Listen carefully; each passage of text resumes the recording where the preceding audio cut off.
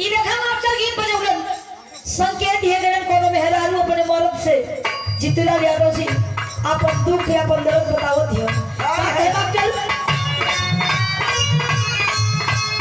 गद्दरे गद्दरे कोथे लगगिया मस्त मस्त उठे ना बंगरिया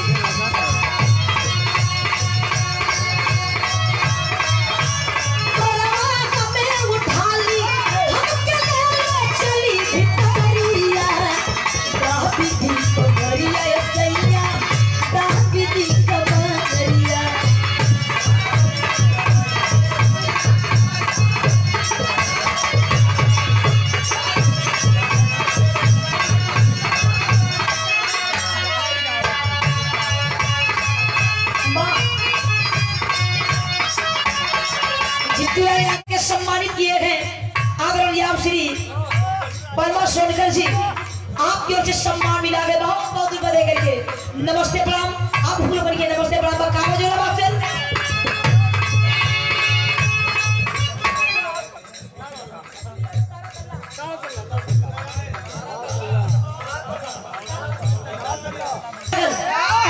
जितूलाल यादव जी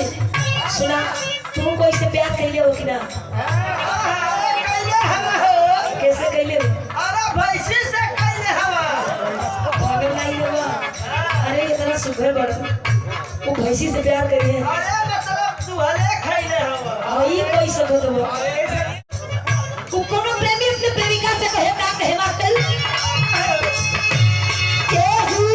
कोई तो देखा दी सीना फाड़ के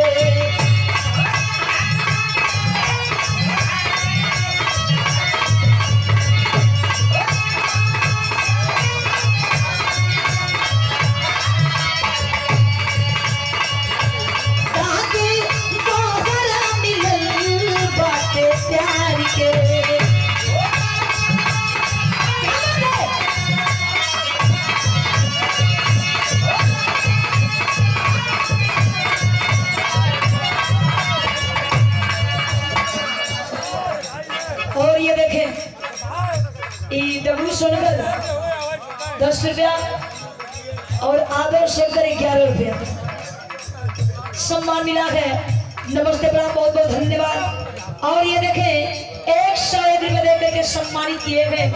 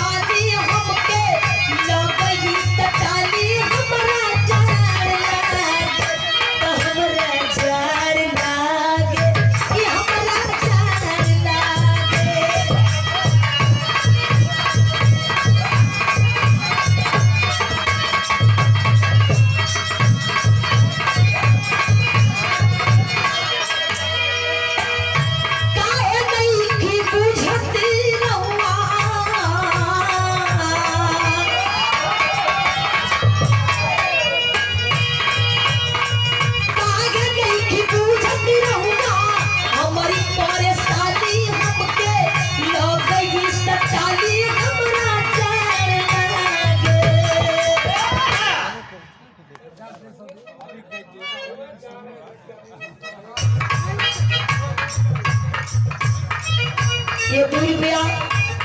टप्पू सुनकर और आदर सुनकर बहुत बहुत नमस्ते प्रणाम। तो कैसे आगे नहीं थी बुझती रहुआ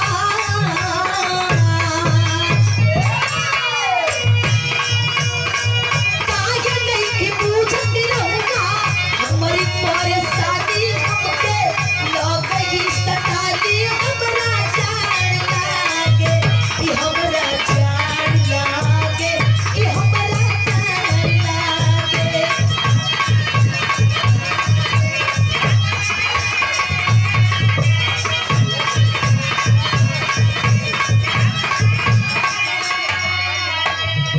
और ये देखें ये क्या रुपए देकर सम्मानित किया आदरणीय आप श्री गुड्डू यादव जी। नमस्ते प्रणाम। और कहे कैसे रोवा रोवा सिहरे हमार देहिया न बस रे। क्या बात है?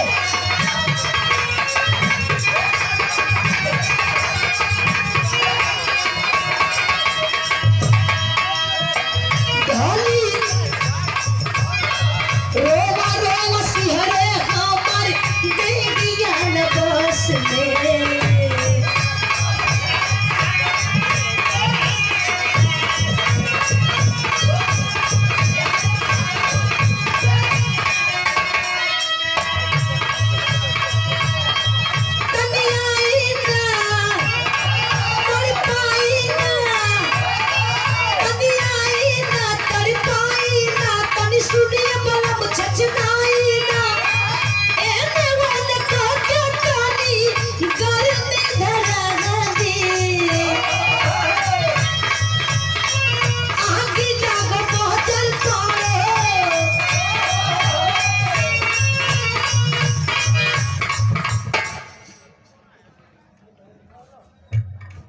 से नाम प्रसाद हो गई बनी वो मेहरारू बहुत बात का हेमा कर मन करे दिलवत पनाह से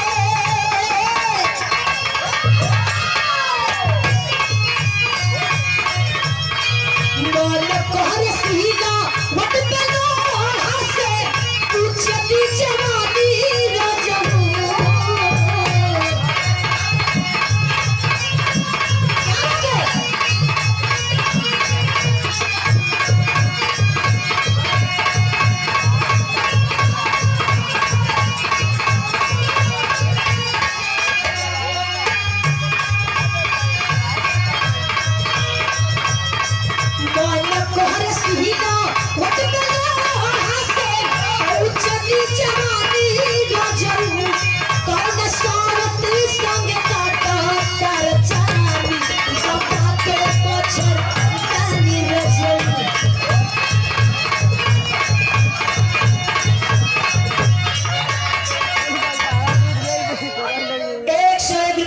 सम्मानित आदरणीय आप श्री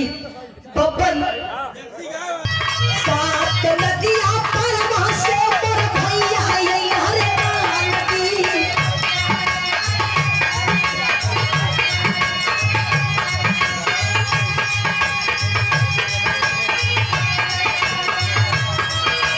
सात नदिया परवा से मोर भैया ये हरे नदी मोर भैया ये हरे नदी कहबो लागी बाबा बिदवा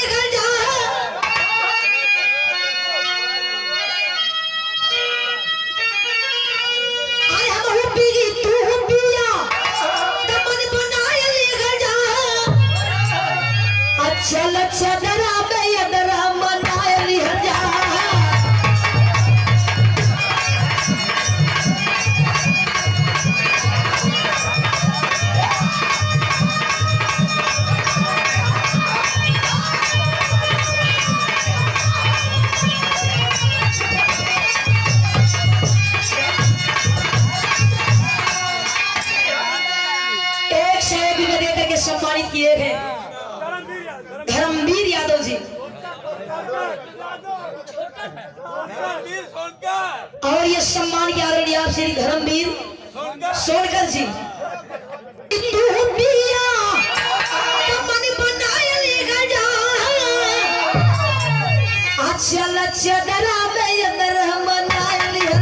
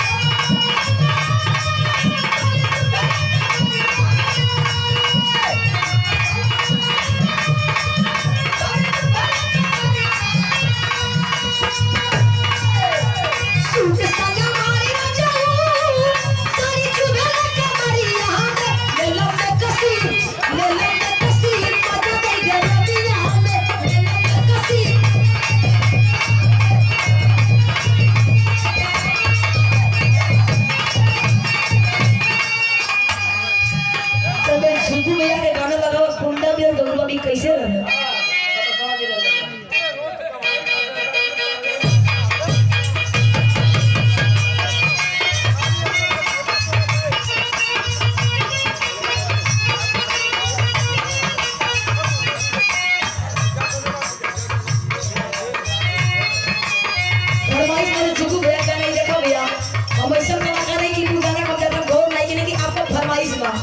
कैसे बात कर